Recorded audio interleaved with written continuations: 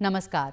कवि सर्वेश्वर दयाल सक्सेना की कविता है, लीक पर वे चलें जिनके चरण दुर्बल और हारे हैं, हम तो जो हमारी यात्रा से बने ऐसे अनिर्मित पंथ प्यारे हैं। और मुझे लगता है कि आज की हमारी मेहमान के लिए ये परिचय बिल्कुल सटीक बैठता है। वे अभिनय की दुनिया में अपनी अलग सी राह पर चल रही हैं, बहुत खूब कॉमेडी कर रही हैं और आज बातचीत के लिए हमारे साथ स्टूडियो में मौजूद हैं। कलाकार, फिल्मकार और वकील निधि बिष्ट आज हमारे साथ स्टूडियो में हैं। निधि, कार्यक्रम में आपका बहुत बहुत स्वागत है। बहुत बहुत शुक्रिया वर्षा जी। जी, तो जिस तरह से हम आपके अभिनय को देख रहे हैं और जिस तरह की कॉमेडी आप कर रही हैं वो बहुत कमाल की है। और देखा जाए तो आपकी पूरे करियर को हम देखते हैं तो एक लीक से हटकर आपकी यात्रा दिखाई देती है। तो अभिनय की शुरुआत किस तरह से हुई और कहाँ से आपको इसकी प्रेरणा मिली? तो मैं ऐसे दिल्ली में पली बड़ी हूँ, मतलब मेरा स्कूल कॉलेज सब दिल्ली में हुआ है। तो रेगुलर मिडिल क्लास फैमिली है ना, पापा दिल्ली पुलिस में सर्विस करते थे तो हम गवर्नमेंट क्वार्टर्स में रहते थे। तो दूरदर्शन ही आता था टीवी पे, और आई थिंक हर शुक्रवार को, संडे को जो भी फिल्में आती थी, तो पहला चस्का तो मुझे लगता है कि अरे ये बहुत अच्छा लग रहा है, जो टीवी के अंदर की दुनिया है ये बहुत कुछ ऐसा है कि इन 2-2.5 घंटों के लिए मैं खो जाती हूँ, मतलब मैं और किसी चीज़ के बारे में नहीं सोचती हूँ। तो वहाँ से शुरुआत हुई, पहला चस्का जिसे आप बोलेंगे। और फिर मैं सौभाग्यशाली रही कि स्कूल में टीचर्स ने एनुअल डेज और जो छोटे छोटे स्किट्स होते हैं, जो नाटक होते हैं, उन सब में मुझे बढ़ावा दिया। शायद उनको भी कुछ पोटेंशियल दिखता होगा। जैसे मुझे अभी भी याद है कि मेरी हिंदी की जो मैम थी, हर्षा लखेड़ा मैम, उन्होंने, वो भी यहीं देहरादून से हैं, तो उन्होंने मेरे पापा को बोला था कि कई बच्चे हैं जिनका हॉबी ही उनका प्रोफेशन बन जाता है। अरे वाह। तो हाँ, मतलब आई थिंक हाँ, मेरे को लगता है कि मेरे बचपन से ही कुछ ऐसा था, अभिनय की तरफ रुझान था। हाँ, और बहुत लोगों का सहयोग रहा है मेरे साथ। आई थिंक मैं सही समय पे सही टीचर, सही गाइडेंस में रही। तो हाँ, मतलब मैं अकेले इसका श्रेय तो नहीं ले पाऊंगी। बिल्कुल बिल्कुल। और जिस तरह से हम बॉलीवुड को देखते थे या फिल्म इंडस्ट्री को देखते थे, हालांकि ओटीटी प्लेटफॉर्म्स ने संभावनाओं के कई नए द्वार खोल दिए हैं, जहां बड़े सितारे, छोटे शहर के लोग और बहुत सारे, अब जो हम देखें तो लोगों के बीच जो आकर्षण है वो इन्हीं ओटीटी प्लेटफॉर्म्स को लेकर हैं। और आप ज़बरदस्त काम कर रही हैं यहाँ पर भी। आप जब हम बॉलीवुड के बारे में ये सुनते तो ये भी आता है कि बड़े संघर्ष के बाद कोई वहाँ पहुँचा। आपका संघर्ष किस तरह का रहा? आपकी एंट्री किस तरह की रही? संघर्ष तो रहा, मतलब मैं अपनी वकालत कर रही थी, मतलब मैं पढ़ाई कर चुकी थी और मैं प्रैक्टिस कर रही थी दिल्ली हाई कोर्ट में। और लेकिन मैं, जैसा मैंने बताया, मैं स्कूल कॉलेज में भी थिएटर कर रही थी। तो मुझे बार बार ऐसा लग रहा था कि मुझे मज़ा आ रहा है, मैं ठीक ठाक कर रही हूँ as a lawyer, as a वकील, पर मैं मिस कर रही हूँ स्टेज को, मैं मिस कर रही हूँ थिएटर को, एक्टिंग करने को, है ना, कैरेक्टर्स प्ले करने को। तो मैंने अपने पापा से बात की, मैंने उनको बोला कि मुझे कुछ समय चाहिए, कि मैं ये ट्राई करके देखना चाहती हूँ। और आई थिंक ये मम्मी पापा का बहुत बड़ा सहयोग है कि उन्होंने मुझे बोला कि जा सिमरन जा, जी ले अपनी ज़िंदगी। अच्छा। और वही जो क्लासिक हम देखते ही हैं ना, कि बैग उठाया, ट्रेन में बैठे, मुंबई शहर पहुँचे, और सपनों का शहर मुंबई, माया नगरी, और वो सब करते हुए 2009 नवंबर में मैं मुंबई पहुंची। तब तो मैं किसी को नहीं जानती थी। मुझे याद है कि मैं अपनी मम्मी से पूछती थी कि हमारे कोई रिश्तेदार नहीं रहते क्या बॉम्बे में, कि कुछ एक पहला आपका जाने का वो हो जाएगा ना, कि इनके घर 1 महीने रहूंगी, फिर कुछ ठिकाना मिल जाएगा, एक ठिकाना मिल जाएगा। और ये तो वैसा कुछ भी नहीं था। पर मैं पहुंची, मैं एक जॉब लेके गई थी, मैं एक लॉ फर्म में जॉब कर रही थी। वहाँ पे 3-4 महीने ही की मैंने, और आई थिंक उतना ही समय मुझे चाहिए था सब माहौल देखने के लिए कि क्या है। मैं साथ साथ में थिएटर करने लगी, और मतलब वहाँ के नाटकों में छोटे छोटे रोल्स कर रही थी। और फिर मुझे लगा कि मुझे अपना भी कुछ करना चाहिए। तो छोटी मोटी जितनी भी सेविंग्स थी वो निकाल के मैंने खुद से अपना एक नाटक डायरेक्ट किया। वहाँ पे अपने कुछ दोस्त बनाए, एक्टर दोस्त, उनको इकट्ठा किया, और कुछ हम 15-16 एक्टर्स थे उस नाटक में, और वो काफ़ी मज़ेदार नाटक था। उसका नाम था who let the dogs out. मतलब वो पागलपन ही था एक तरह से, आई थिंक मंच पर जो भी लोग देखने आते थे उनको लगता था कि ये क्या कर रहे हो तुम लोग, ये क्या हो रहा है कि एक नाटक के अंदर एक नाटक है, उसके अंदर एक और नाटक है, और ऐसा करके कुछ। हाँ। तो मुझे ये सब करते हुए बहुत मज़ा आ रहा था कि मैं नाटक कर रही थी, मैं स्कूल्स में थिएटर पढ़ा रही थी, ताकि थोड़ा है ना आमदनी होती रहे, थोड़ा घर खर्च चलता रहे और ये। और फिर धीरे धीरे धीरे आई थिंक उसी सही समय पर यूट्यूब आया, आप ऑडिशंस भी दे रहे हो, और फिर यूट्यूब के स्केचेस वगैरह धीरे धीरे धीरे करके चीज़ें आनी शुरू हुई, और बहुत आहिस्ता आहिस्ता आहिस्ता चीज़ें थोड़ी ब्लॉसम होनी शुरू की। तो मुझे याद है मैं पापा से बोलकर आई थी कि 2 साल में कुछ पक्का हो जाएगा, पर 2 साल में तो कुछ नहीं हुआ। अच्छा। तो लगभग आई थिंक करीब 5 साल तो मैं कहूँगी कि लगे कि एक स्ट्रगल पीरियड था 5 हाँ, सालों का। लेकिन उसको स्ट्रगल बोलना शायद अभी वो थोड़ा ऐसा लगता है कि अरे बहुत हैवी समय रहा होगा, और ये वैसा कुछ नहीं था, क्योंकि आई थिंक हम लोगों को ये अंदाज़ा ही नहीं होता है कि ये मुश्किल है या वो। आपको पता है कि मुझे तो करना है ना, मुझे दे दिया है आपने कि तुझे रेस में दौड़ना है, अब तू देख ले हम कितनी भी हम कांटे लगाएं, हम ये लगाएं वो लगाएं। मेरा वो गोल एकदम सिंपल है कि मुझे तो वो आखिर तक पहुंचना है जैसे भी। और इतनी समझ नहीं है होती उस समय आपको, आप है ना। मैं आई थिंक हाँ मैं 24 साल की थी जब मैं बम्बई पहुंची थी। तो मेरा तो काफ़ी क्लियर था कि, लेकिन फिर भी बहुत अलग लगता है कि आपने पहले वकालत की पढ़ाई की, वकालत की डिग्री ली, वकालत आप करने बम्बई पहुंची, लेकिन फिर वहां से फिर से मुड़ गई कि वो बचपन में जो अभिनय की तरफ रुझान था वो बार बार आपको लग रहा था कि नहीं मेरी दुनिया इधर को है। हाँ मतलब आप बिल्कुल सही कह रहे हो। मैंने जब वकालत में पढ़ रही थी, मैं उस दौरान भी जामिया मिलिया इस्लामिया से जब मैंने 5 ईयर का अपना BLLB किया, उस दौरान भी मैं इप्टा में काम कर रही थी, थिएटर कर रही थी एक्टिवली। फिर जब मेरी वकालत ख़त्म हुई और मैंने लॉ फर्म में प्रैक्टिस करना शुरू किया, तो इंटेलेक्चुअल प्रॉपर्टी राइट्स में मैं स्पेशलाइज कर रही थी काम करते हुए। मैं दिल्ली हाई कोर्ट में प्रैक्टिस करती थी, तो उस दौरान भी मैंने 6 महीने तो थॉरली एंजॉय किया एज अ लॉयर, कोर्ट जाना, और वही आप किसी नई दुनिया में आते हैं तो आपको मज़ा आता है ना। फिर लेकिन धीरे धीरे मुझे वो फीलिंग आने लगी कि मुझे मिस हो रहा है कुछ, मुझे याद आ रही है कुछ, मुझे याद आ रही है।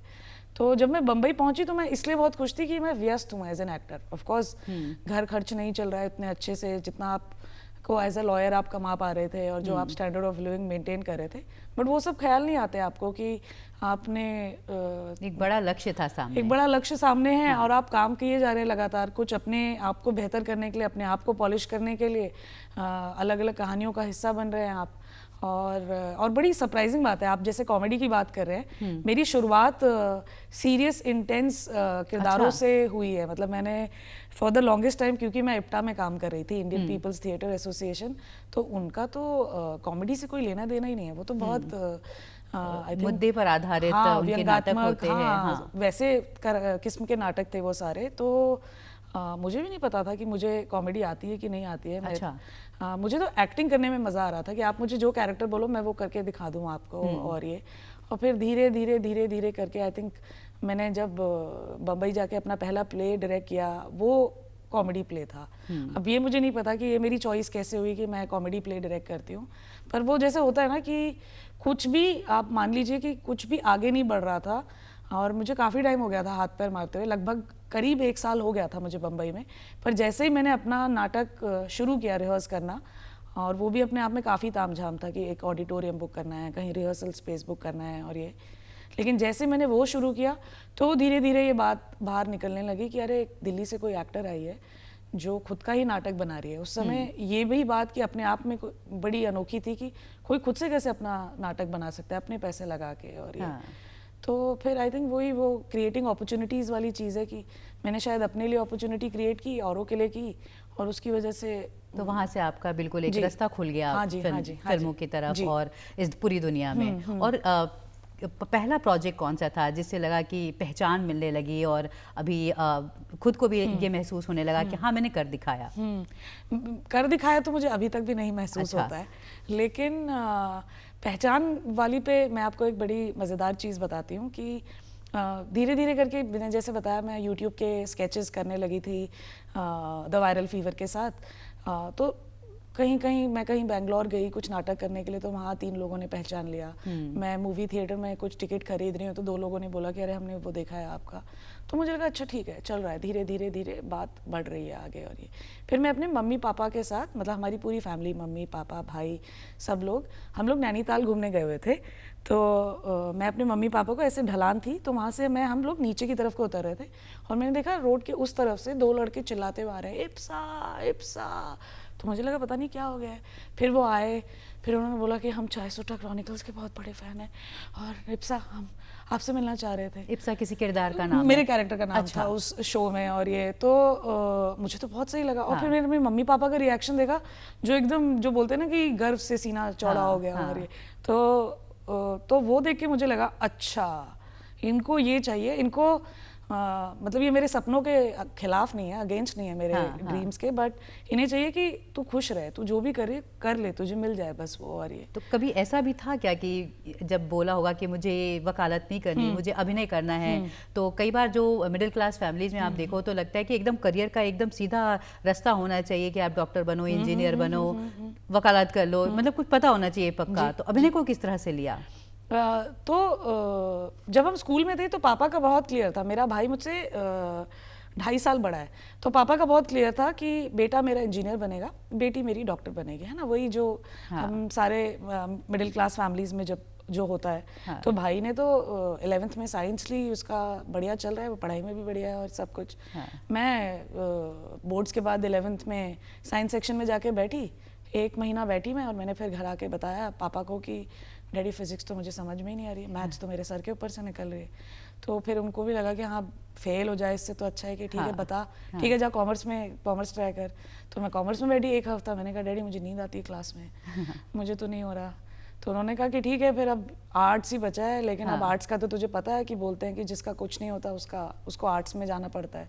तो मैंने उनको प्रॉमिस किया कि नहीं मैं पढ़ाई करूंगी, मैं मेहनत करूंगी। हालांकि असलियत में ऐसा नहीं है, ये भी बिल्कुल नहीं मैम, मैं ह्यूमैनिटीज की पढ़ी हुई हूँ, मैंने हिस्ट्री में स्पेशलाइजेशन किया है, तो ऐसा बिल्कुल नहीं है, लेकिन वही एक धारणा है, एक धारणा है ना कि यही है जो समझदार लोग हैं, ये तो बेचारे ऐसे ही हैं। और ये तो खैर मैं पहुंची 11th में, ह्यूमैनिटीज़ मैंने पढ़ना शुरू किया। तो मेरा फ़ायदा ये हुआ कि ऑफ कोर्स पढ़ाई मुझे शायद कल्चरली मेरे किरदारों के हिसाब से भी, और जनरली आई थिंक मेंटली भी, वो जो इस तरह की ग्रोथ मुझे चाहिए थी वो मुझे शायद ह्यूमैनिटीज़ पढ़ते हुए मिली। जैसे मैंने बताया कि history, political science, economics, geography, ये सब मेरे फेवरेट सब्जेक्ट्स बनते गए। हिंदी इंग्लिश तो था ही, और मुझे बहुत समय मिला स्कूल में भी प्लेस करने का। तो मुझे कई टीचर्स जिनके अपने अपने कुछ ड्राम सोसाइटीज़, कुछ ड्रामा क्लब्स वगैरह थे, तो उन्होंने मुझे बहुत इनकरेज किया कि अरे तेरे पास काफ़ी फ्री टाइम है तो तू आ जा, तू हमारे साथ रिहर्सल भी कर लिया कर। और ये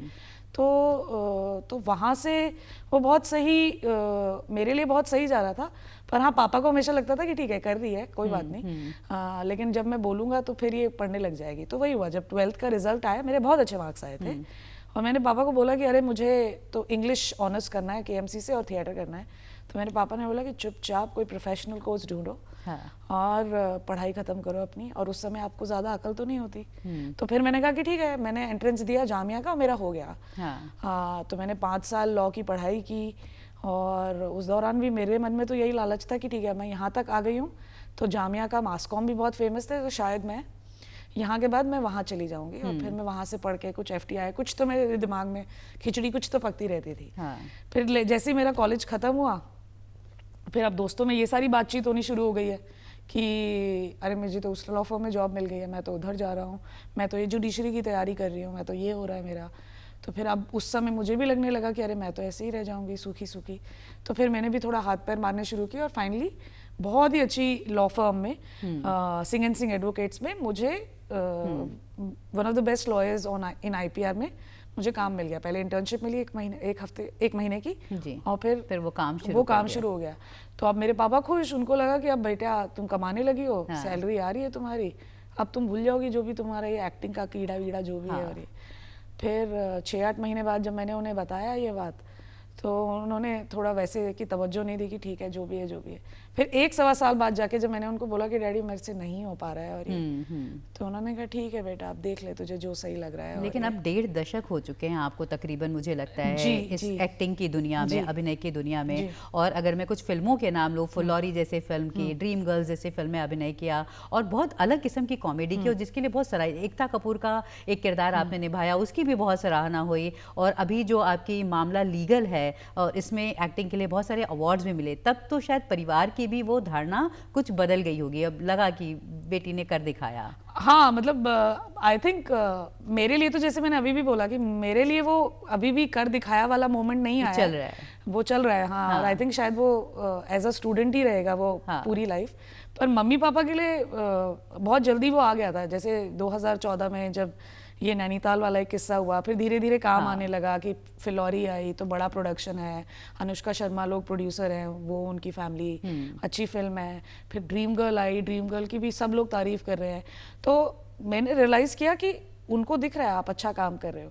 फिर उनको दिखता है कि अरे नानी जी, मामा, मौसियाँ, ये लोगों ने भी देख लिया, अब ये लोग भी तारीफ कर रहे हैं, है ना। जहाँ नानी वाला जो मोहल्ला है वो, वहाँ पे जो और दुकानें वो भी बोल रहे हैं कि अरे हमने निधि की फिल्म देखी, हमने वो देखा। तो फिर उनको और ज़्यादा वो फील हुआ कि हाँ भाई देखो बच्चा तो हमारा शुरू से ही अच्छा था। अब उन्होंने एकदम से अपना अलग वो बदल लिया। बिल्कुल। लेकिन मुझे, मैं इस चीज़ के लिए बहुत आई थिंक ग्रेटफुल हूँ। मैं उस चीज़ के लिए बहुत शुक्रिया अदा करती हूँ कि उन्होंने ऐसी कोई टोक नहीं लगाई मुझ पे कि नहीं बेटा ये नहीं करेगी तू। बिल्कुल, क्योंकि आप जब छोटे हो तो फिर आप मानते ही हो ना उनकी बात। और आपने वकालत की, और जो आपका बहुत मशहूर शो रहा, जो वेब सीरीज़ रही मामला लीगल है, उसमें भी आप एक वकील की भूमिका में है, लेकिन आप यहाँ पे हाई कोर्ट में नहीं बल्कि एक ज़िला अदालत की भूमिका यहाँ पर काम कर रही हैं। तो किस तरह से आप तैयारी करती हैं अपने किरदारों के लिए, किसी कैरेक्टर में खुद को ढालने के लिए?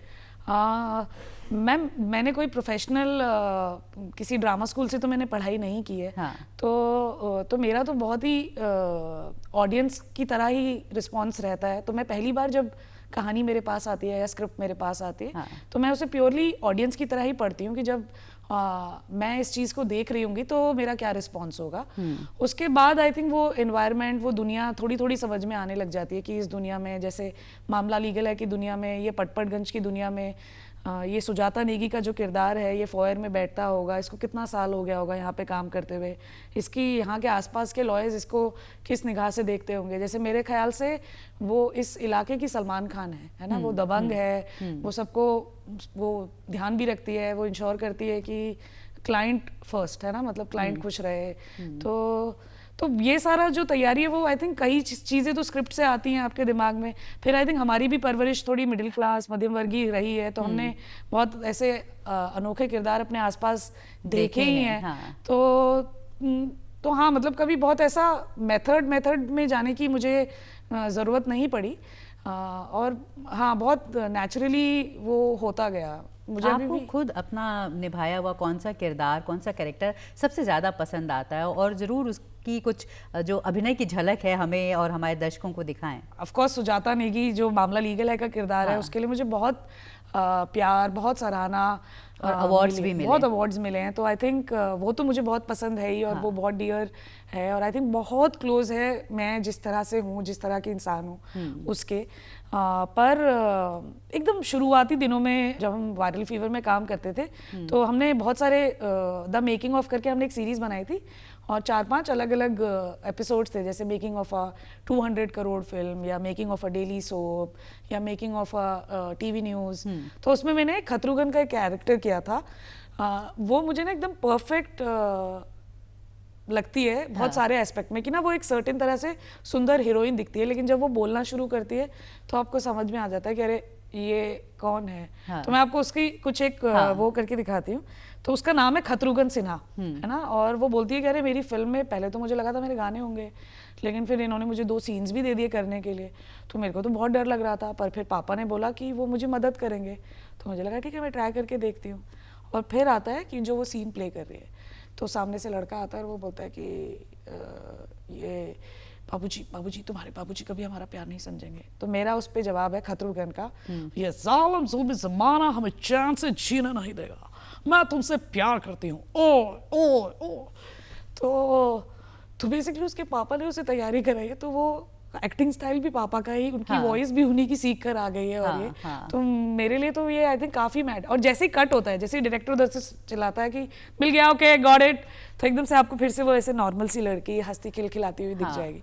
तो मुझे वो बहुत सिली लगती है वो कैरेक्टर।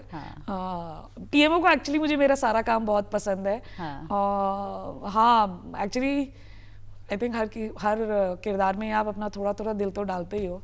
दिल तो डालते ही हो। और जो आप जिस तरह के किरदार निभाती हैं, जिस तरह हम आपको पर्दे पर देखते हैं और जो असल जिंदगी में आप हो, वो दोनों कितना रिलेट करते हैं या अलग अलग हैं, किस तरह से हैं? अक्सर मैंने जिस तरह के किरदार निभाए हैं, आई थिंक वो बहुत ही बिंदास, गुस्से वाली किस्म की है ना। महिला जो, लेकिन वो हंसा रही है, वो उसके डायलॉग्स में वो जो व्यंग निकल रहे हैं, तो हमें हंसी आ रही है। जी। तो मैं रियल लाइफ में बहुत इंट्रोवर्ट हूँ। मैं बहुत शांत रहती हूँ, चुप रहती हूँ। और हाँ, मुझे बहुत ऐसे वो हाई एनर्जी तो नहीं हूँ मैं बहुत ज़्यादा कि लाला लाला लाला वाली बच्ची। लेकिन हाँ, मैं फ़नी तो हूँ। अगर आप मुझसे बहुत देर मेरे साथ समय बिताएंगे तो आपको समझ में तो आने लगेगा कि ये मैं कुछ अलग तरह से दुनिया को देखती हूँ। और मतलब कॉमेडी है उसमें कुछ। और अगर कॉमेडी की भी बात करें हम, जैसे नॉर्मल फिल्मों में पहले के ज़माने में एक से एक कॉमेडी वाले हमारे पास अदाकार होते थे, किरदार होते थे, लेकिन अभी बहुत कुछ फ्लैट सा हो गया था। और कोई फीमेल आर्टिस्ट जब कॉमेडी कर रही होती है तो वो हमें और भी अलग और अच्छा लग रहा होता है। बहुत अलग तरह के आप किरदार बुन रहे होते हैं और हंसने हंसाने के मौके यूँ भी जिंदगी में कुछ कम ही हो जाते हैं। तो इसलिए कॉमेडी के लिहाज से और एक फीमेल एक्टर के लिहाज से भी ये बहुत अहम हो जाता है इस तरह के किरदारों को निभाना। बिल्कुल बिल्कुल। और मुझे लगता है कि जो भी मुझे प्यार मिलता है, जो सराहना मिलती है, वो शायद इसलिए भी मिलती है कि लोगों को अपने आसपास ऐसे किरदार दिखते हैं। बस हमने स्क्रीन पे शायद उन्हें देखना कम कर दिया है, मतलब बनाना बंद कर दिया है शायद। तो इसलिए उन्हें दिखती है कि अरे कोई बिंदास लड़की, कोई है ना एक सर्टेन तरह से बात करने वाली लड़की। और ये तो लोग बहुत खुश हो जाते हैं। जैसे पंजाब में, चंडीगढ़ में बहुत सारे लोग हैं जो अक्सर ऐसे मेल्स और वो सब भेजते रहते हैं और वो बोलते हैं कि अरे आप गुस्सा करती हो तो बहुत अच्छी लगती है। तो फिर मैंने उनसे पूछा कि ये क्या छवि है यार मेरी, मैं गुस्सा करती हूँ तो मैं अच्छी लगती हूँ। तो उन्होंने कहा कि नहीं आप किसी और तरह से मत लीजिए इसे। इसका सिंपल सा मतलब ये है कि हम चाहते हैं कि ऐसे और लोग हों जो है ना लाइट रहें, पर है ना अपनी दबंगाई से अपनी बात बोल पाएं। अगर किरदार को हम फिल्म इंडस्ट्री में या ओटीटी में या किसी भी सिनेमा के या इस अभिनय के माध्यम में देखें तो वो बड़ा एक जैसा एक रस सा किरदार है ना। हालांकि अब उसमें बदलाव भी आ रहा है और लड़कियां लेकिन ज्यादातर यही चाहती हैं कि हम बिल्कुल वो हीरोइन वाले इस तरह के कैरेक्टर में आए। आपने कभी ऐसा सोचा या आपको कुछ इस तरह की दिक्कत कभी ऐसे महसूस हुई? मैम मेरा तो मैंने जैसे बताया मुझे किरदार निभाने में बहुत मजा आता है। तो मेरा कभी भी, जब मेरा मेन गोल भी था कि कुछ हो जाए है ना, लोगों को के बीच में थोड़ा सा कुछ काम मिलने लगे और ये, तो तब भी मेरा मेन गोल ये था कि मुझे अलग अलग तरह के किरदार निभाने को मिले। मैंने कभी इस तरह से नहीं देखा कि अरे अगर मैं हीरोइन बन जाऊं तो या मुझे हीरोइन की दोस्त का काम नहीं करना है या वो। मुझे लगा कि मेरे को जो भी काम करने को मिले मैं उसे इतनी सच्चाई से निभाऊं कि वो देखने के बाद आपको लगे कि अरे इसके अलावा, निधि के अलावा तो ये काम कोई कर ही नहीं सकता था, ये रोल किसी और के पास। मुझे लगता है अब आपकी वो एक अलग पहचान भी बन चुकी है। और अभिनय के साथ साथ आप कहानियां भी लिखती हैं और आपने जैसे नाटक प्रोड्यूस किया उसके बारे में बताया। आप अभी भी बहुत सारे फिल्में और शोज भी प्रोड्यूस करती हैं, इस काम के बारे में बताइए। मैम जैसे जब मैं वायरल फीवर में थी मैंने लगभग 8 साल काम किया है वहाँ पे। तो ऑफ कोर्स मैंने बहुत सारे ये स्केचेस, शोज़, इन सब में काम किया, best please, permanent roommates, pictures और ये सारी चीज़ें। बट इसके साथ साथ जब मैं एक्टिंग नहीं कर रही होती थी, क्योंकि हम तो पूरे साल काम कर रहे हैं, मैं नौकरी पे थी वहाँ पे, तो जब मैं एक्टिंग नहीं कर रही होती थी तब मैं लिख भी रही थी। तो एक चैनल था गरलियापा करके, तो गरलियापा को मैंने चैनल हेड भी किया। तो मेरे अंडर एक टीम ऑफ 8-10 राइटर्स थे और हम वीकली बेसिस पे हम जैम भी करते थे कि किस तरह के वीडियोस बनाए जाने चाहिए और तू बता कि क्या स्केच सही लग रहा है या मुझे ये वाला सही लग रहा है। और ये तो वहाँ से शुरुआत हुई। और मुझे हमेशा से ऐसा लगता है कि हर किसी के पास कहने के लिए एक कहानी है और भाई जो कहानी बनाना चाहेंगे ना, वो उनका एक नज़रिया होगा, और उसी कहानी को जब आप बताएंगी या उसी कहानी को जब मैं बताऊंगी, वो मैं अपने नज़रिए से बताऊंगी। और मुझे लगता है कि ये बहुत ज़्यादा ज़रूरी है, वरना अभी क्या होगा ना कि हम सब एक ही तरह की कहानियाँ, एक ही तरह के इंसान से बताई गई कहानियाँ हम देखेंगे, और जो हमारी ओपिनियंस हैं, हमारे जो विचारधारा है, वो फिर वैसी बन जाएंगी। जब तक इसमें भी डाइवर्सिटी नहीं आएगी ना, तो वो हम लोग एज ऑडियंसेस भी एक्सपेक्ट नहीं कर सकते हैं कि उनमें भी डाइवर्सिटी आएगी। और मैं बहुत स्ट्रांगली ये बात मानती हूँ।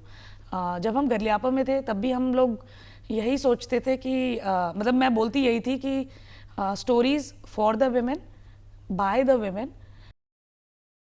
और ऑफ कोर्स अगर साथ में मैन को भी देखना है तो देख सकते हैं हम, हमें कोई आपत्ति नहीं है उस चीज़ से। हाँ। तो ऐसा नहीं है लेकिन कि मैं सिर्फ विमेन सेंट्रिक कहानियाँ बताना चाहूँगी, लेकिन हाँ, मेरी कहानियों में जो भी विमेन कैरेक्टर्स होंगे वो आपको पावरफुल दिखेंगे, उनके पास अपनी एजेंसी होगी, उनको जैसे मुझे बहुत मज़ेदार लगता है कि जब हम होम शांति बना रहे थे, जो देहरादून में ही हमने जी बिल्कुल, मैं पूछने ही वाली थी कि उत्तराखंड में भी आपने कई सारे प्रोजेक्ट शूट किए हैं, और होम शांति उसमें से एक है। होम शांति उसमें से एक है, और मुझे बहुत मज़ा आया वो पूरा शो बनाने में। वो एक मिडिल क्लास फैमिली की कहानी है, जिनकी मम्मी जो स्कूल में टीचर थी वो अब रिटायर हो रही हैं, तो उनका जो प्लॉट था, अब वो सोच रहे हैं कि प्लॉट पे घर बना लेते हैं क्योंकि गवर्नमेंट क्वार्टर तो अब चला जाएगा। और ये और पापा जो हैं उनके, उस फैमिली के जोशी परिवार की कहानी है ये। तो मम्मी जोशी जो है वो इंग्लिश टीचर हैं जो अब रिटायर होने वाली हैं। जो पापा जोशी हैं, उमेश जोशी साहब, वो कविताएं लिखते हैं, तो उन्होंने एक्चुअली कोई काम किया नहीं, कभी पैसा कमाया नहीं है, तो उनको सब उस निगाह से देखते हैं कि अरे आप कवि हैं, आप रहने दीजिए, है ना। वो खुद भी बोलते हैं कि मैं सरस्वती का उपासक हूँ, मुझसे लक्ष्मी की अपेक्षा मत करना। हाँ। तो बहुत मज़ा आया था ये शो बनाने में भी। और जिस किसी ने भी होम शांति देखा, हमने देहरादून आके ही शूट किया वो, और पूरा शो यहीं की कहानी पर है। जोशी परिवार की कहानी है, उनके पड़ोसी हैं चमोली, तो मम्मी जोशी की जो बेस्ट फ्रेंड है, उनको वो प्यार से चमोलन बुलाती हैं। और उसमें जो हमारे विमेन कैरेक्टर्स हैं ना, जैसे उनकी जो बेटी है जिज्ञासा, या जो मम्मी है सरला जोशी, अब वो गाड़ी चलाती हैं। अब ये देखने में आपको लगेगा हाँ ये क्या है, मैं भी गाड़ी चलाती हूँ, तुम भी गाड़ी चलाती हो, पर मुझे लगता है हमने स्क्रीन पे कितने लड़कियों को देखा है गाड़ी चलाते हुए, या कितनी लड़कियों को ये बार्गेन करते हुए देखा है कि यार तू अपने छोटे भाई को बोल रही है कि तू चुपचाप बैठ, मैं ये वाली बात करके आती हूँ क्योंकि मुझे पता है कि ये बात कैसे सॉल्व करनी है। वरना हमेशा हमने इसको इस तरह से देखा है कि भाई बोलेगा कि बहन मुझे प्रोटेक्ट करने की जरूरत है, मैं ये करके आता हूँ। तो ऐसे और मैंने देखा है यार ये अपने आसपास, ऐसा नहीं है कि मैं अपनी इमेजिनेशन से कुछ ये बताने की कोशिश कर रही हूँ। या जब होम शांति आया भी, तो बहुत लोगों ने स्पेसिफिकली इस बात की बहुत सराहना की कि जो विमेन कैरेक्टर्स हैं वो कमाल के हैं आपके, और उसकी वजह से फिर वो देख के एक बड़े प्रोडक्शन हाउस ने मुझे कुछ लड़कियों से रिलेटेड कहानी लिखने को दी, जो फिल्म की कहानी पे मैं भी काम कर रही हूँ। और ये तो हाँ, मज़ेदार काम है यार, मतलब नहीं बिल्कुल। और मुझे लगता है कि जो एक रास्ता चली आ रही थी फिल्मों की, वो कहीं ना कहीं अब टूटी है, और बहुत अलग अलग तरह की थीम, और बिल्कुल हमारी रोज़मर्रा की ज़िंदगी है उससे जुड़ी थीम्स पर भी कहानियाँ बन रही हैं, और वो कमाल का काम हो रहा है, और लोग बहुत पसंद कर रहे हैं, लोगों तक वो कहानियाँ पहुँची, क्योंकि उन्हें लगता है कहीं ना कहीं वो हमारी कहानियाँ हैं, वो कहीं किसी दूसरी जगह और दूसरी दुनिया की कहानियाँ नहीं हैं। और भविष्य में फिर आप किस तरह के प्रोजेक्ट्स पर काम करना चाहती हैं? क्योंकि एक तो हमें लगता है कि हम आपकी जो इमेज है इस समय हमारे सामने वो कॉमेडी से ही निकल के आती है, और खासतौर पर मैं तो ये भी चाहूंगी अगर सुजाता नेगी के किरदार से अगर आप कुछ हमारे दर्शकों को दिखा सकें तो जरूर। तो पहले मैं सुजाता की बहुत फेमस लाइन है, वो कोर्ट में जज साहब से बात करते हुए वो कहती हैं कि अपने बड़े बुजुर्गों को मुंह पे अपशब्द कहना हमारे संस्कारों के खिलाफ है, इसलिए हम सब पीठ पीछे खुल के देते हैं। कौन अपशब्द नहीं बोलता है? क्या बहू अपनी सास को, स्टूडेंट अपनी टीचर को, एम्प्लॉई अपने बॉस को, पीपी साहब आपको, और फिर जो है वो सीन आगे बढ़ता है, और बेसिकली सुजाता जी जो हैं वो केस जीत जाती हैं। तो सुजाता जी का तो ये किस्सा ये है, और आगे मेरी उम्मीद यही है कि कॉमेडी के अलावा भी आप मुझे और किरदारों में भी देखें, और अगली बार जब मैं आपसे मिलूं तो आप बोलें कि अरे वो सीरियस रोल भी तूने बहुत अच्छा किया था। और बाकी जो कहानियां मैं लिख रही हूँ वो मुझे बनाने का मौका मिले, और जब आप वो कहानियां देखो तो फिर से आप यही बोलो कि जो जिस कहानी पे मैं अभी काम कर रही हूँ, पहाड़ों की रानी, वो भी देहरादून की ही कहानी है। जी। तो है, आई थिंक कुछ तो मेरा कनेक्शन है और मुझे पसंद है ये उत्तराखंड। और अभी देखा जाए तो जी। उत्तराखंड में जिस तरह से फिल्मी दुनिया के लोगों के लिए एक आकर्षण का केंद्र बन गया है, हाल में बहुत सारी फिल्मों की शूटिंग भी हुई है और सरकार की फिल्म नीति है जो इसको सपोर्ट भी करती है, और आपके भी कई प्रोजेक्ट्स यहाँ पर चल रहे हैं। जी, तो किस तरह से आप देखती हैं उत्तराखंड में फिल्मों की संभावनाओं को? अब देखिए ना, कितना काम हो रहा है। जैसे मैं भी अभी एक प्रोजेक्ट के शूट के सिलसिले में ही यहाँ पे आई हूँ, और आई थिंक सरकार भी हमें जो स्टेट गवर्नमेंट है तो वो भी हमें बहुत प्रोत्साहित कर रही हैं कि हमसे पूछते भी हैं, है ना। अक्सर क्या होता है कि आपको बता दिया जाता है कि ये नहीं हो पाएगा। हाँ। यहाँ पे अच्छी चीज़ ये है कि आपके पास वो रूम है कि आप उन्हें बता सकते हैं कि सर मुझे ना इस तरह का कुछ मैं ढूंढ रही हूँ, और फिर यहाँ पे लोग हैं जो आपको हेल्प करते हैं कि आप आइए, आपको अगर ये पसंद नहीं आया तो आप ये देखिए, और अब हम इसको और कैसे आपके लिए बेहतर कर सकते हैं वर्किंग कंडीशंस को। और मुझे यही अनुभव होम शांति बनाते समय भी हुआ, अभी भी जो मैं शूट कर रही हूँ तभी मुझे ये अनुभव हो रहा है। और इसीलिए शायद मैं और मेरे जैसे टीम में बाकी लोग भी हैं, तो उनको वही लग रहा है कि यार अगली कहानी भी कुछ इधर ही आके लिखें, इधर ही आके बनाएं। अच्छा मौसम है, बढ़िया खाना है, अच्छे लोग हैं, इतने प्यारे लोग हैं जी। तो यही तो चाहिए ना हमें। बिल्कुल बिल्कुल। निधि, आपका सफ़र इसी तरह से आगे बढ़ता रहे और आप अलग अलग तरह के किरदार जो आप चाहें निभाती रहें, और लेकिन ख़ास तौर पर हमारे दर्शकों को गुदगुदाती रहें, ये बहुत ज़रूरी है। तो आपको हमारी बहुत बहुत शुभकामनाएं। आप स्टूडियो में आई और हमारे साथ अपने ये अनुभव, अपनी ये बातचीत, अपनी ये यात्रा साझा की, इसके लिए आपका बहुत बहुत धन्यवाद। तो निधि बिष्ट हमारे साथ, निधि ने अपने काम के बारे में बताया कि किस तरह से वो बहुत अलग तरह के किरदार कर रही है, और ख़ास तौर पर जो कॉमेडी कर रही हैं वो बहुत ज़रूरी है आज के दौर में। कार्यक्रम में इतना ही, नमस्कार।